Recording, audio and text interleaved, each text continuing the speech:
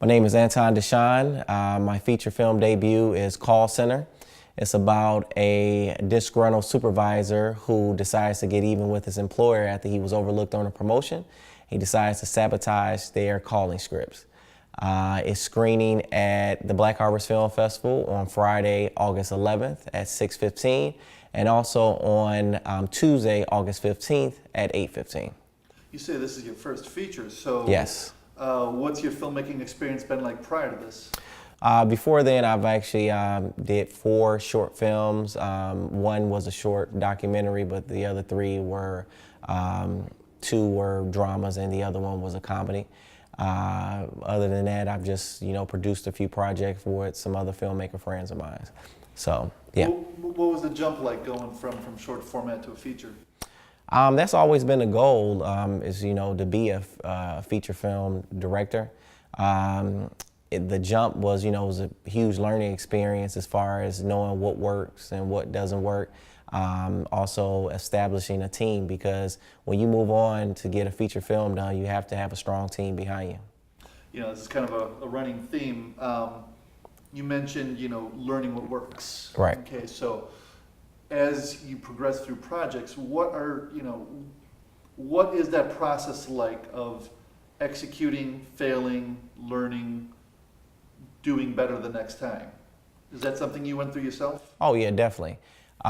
Even with the short films, I just take as far as the actors that I picked for a lot of my projects were, and it was nothing bad about the actors itself, but a lot of them were, inexperienced, just like myself as an inexperienced director at the time. So sometimes it kind of affects the quality of the project. So I made sure that I wanted to surround myself with people that, if not had just as much experience as me or even more. So that was one thing that kind of evolved from when I first started to now. And also too on the technical side. I mean, this was the most, the biggest project I had that I was responsible for as far as the size of the crew. It was a big cast and the numerous locations that we chose to film at. I want to talk about locations in a minute, but just to wrap up the idea of, this process, we go through as we evolve in our career. If you, or if you have met a younger filmmaker, someone who is just getting started and they're hitting these frustrations, what might you say to that young filmmaker about this process, this evolution? Well, I think you get stronger and better as far as being on the set more and more. So even if you don't have a project that you're working on yourself, that's your own personal project, you need to just try to attach yourself and be a part of any set. Because trust me, anytime you're on a set, you're gonna learn something that you didn't know before. So, and then also too, it's all about networking as well, because you don't know who you might meet. I mean, I'll give an example.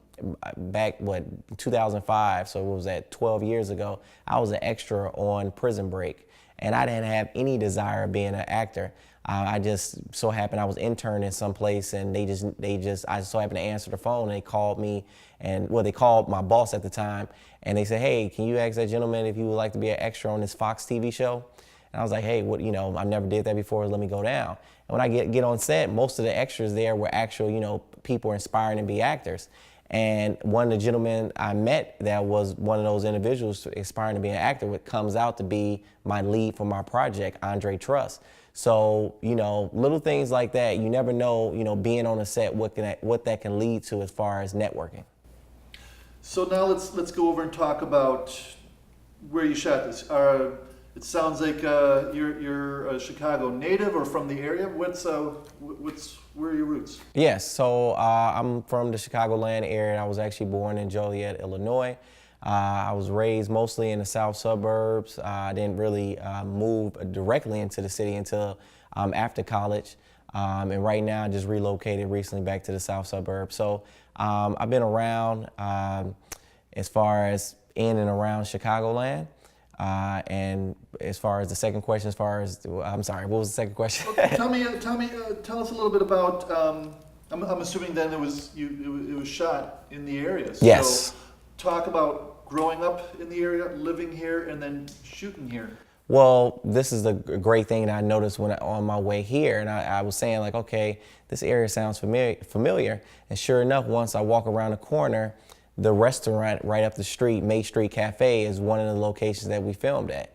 So coincidentally, back to my networking thing, back in film school, I had a class with a young lady, and when my producer found the location to film at, I've come to find out the owners of that restaurant is actually the parents of someone I had class with in film school. So I didn't know that at the time until, we filmed there. So that's one of the great restaurants that we filmed at, May Street Cafe, or May Street Restaurant.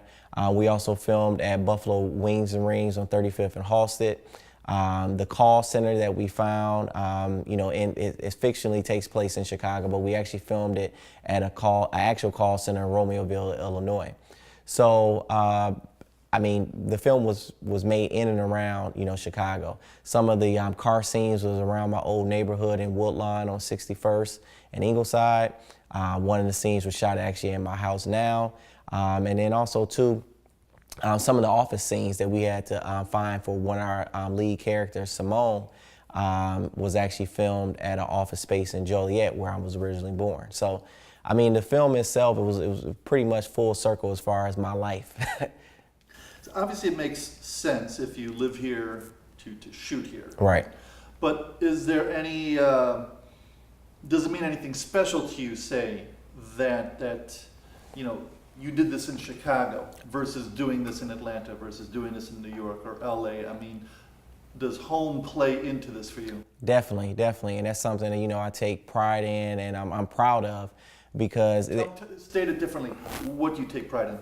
Well, I take pride in that I was able to do it here in Chicago, and there's so many other projects that's taking place here now for, national TV shows, other films, because, it's a hotbed for big budget movies. But you would think, someone, it may be, deter them some. It's like, okay, there's no way I can get this done. But you'll be surprised the places here that will work with you. Just, for example, May Street Cafe, they were more than welcome. They were more than open to, welcome my crew and, my actors in to film. Same thing with Buffalo Wings and Rings. So that was something that, I was really proud of, that, the community here in Chicago is, will accept you with open arms if they know that, you're serious and, you have something that you want to accomplish, and why not want to be a part of that? A couple softball questions before we get to the plugs at the end. Think back through production for Call Center. Tell us a quick story about something that was awesome, that went right, that was a wonderful surprise, a feel-good. Feel-good moment from Call Center. You know what? I would think, well, one of my lead actors, Brian the Wildcat Smith, some people may know him. I know he has a familiar face. He's been in quite a few commercials, but he's a comedian. And on set, he just made the set so loose and so funny and so fun. And then also too, he can deliver exactly what you want as a writer, since I co-wrote the film. But then not only that, he's gonna add a little extra to it, add a little salt and pepper to it. So his ad-libs in the film were just phenomenal. And, it really, takes the movie to another level. So that's something I remember, even just watching the outtakes, it's just, I crack up at that, and I wish I could put some of that stuff in the movie. So that's something that, really sticks out. And everybody, actually not just, that, so to say, but just the atmosphere and the love on set from my crew and to my actors. Everyone got along smoothly. We didn't have any drama, no issues at all. Everyone was focused on the goal as far as getting it done, because we only had 3 days to shoot in the actual call center. So we were all about business. So conversely, tell us a horror story from the trenches. Horror story from the trenches. Reshoots. Reshoots, what happened? Yeah, just we weren't able to get a few things done. For the most part, being at the call center, we got probably about 90% of the shots that we wanted. But also too, working with independent actors, working on an independent project, and with actors of a big size, it was hard to kind of schedule the reshoots. So it took about a month and a half to get those scenes done that we needed. So that was a little bit of a headache, but no fault of the actors. but it was just more so just a scheduling conflict. And then also a location that we filmed the entire day in. When we looked at the footage and listened to the sound, we had to scrap it. So that was something that, kind of money down the drain as far as renting, the equipment and renting the location. So other than that, we didn't really have too many big problems on set. Cool. So before we go to the plugs, is there anything else that you wanted to talk about this picture, about the festival, about your art and craft? I mean, go ahead and riff for a few seconds here if you want. Well, you know what? One of the things that inspired me to make this film was because I had years of working in call centers, from customer service rep, from being a supervisor, from being a manager. So I've seen things from all different perspectives. So, that really inspired me to make this story. But regardless, if you ever worked in a call center, if you worked in any form of customer service, or working in any type of office space, I guarantee you when you come to this film, you will see something that you can relate to and enjoy, and it will remind you of something. So that was one thing that was a big sticking point for me to make this film, is to make it entertaining, but also make it really relatable. So that's what I want people to look forward to when they check out the film.